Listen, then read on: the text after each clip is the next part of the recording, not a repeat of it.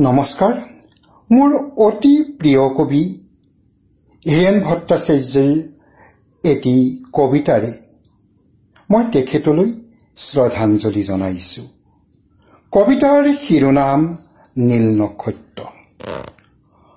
ময়ো আকাশৰ দুৱাৰ ৰখীয়া আছিলো, মেঘতৰা নক্ষত্ৰ খচিত আকাশলৈ চাই কেতিয়াবা গানো গাইছিলো হবলা।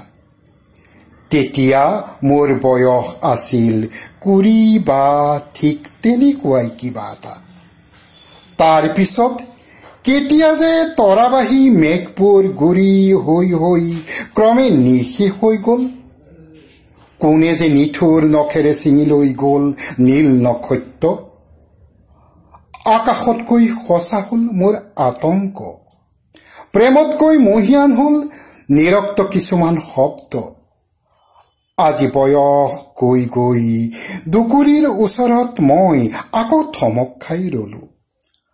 হাতৰ মুঠিৰ আহত গোলাপ পাহলৈ চাই ভাবিছো মই আজন্ম তোমাৰেই গানৰ কবি। হৃদয়ত মোৰ নীল নক্ষত্ৰৰ আনন্দ। ধন্যবাদ, নমস্কাৰ।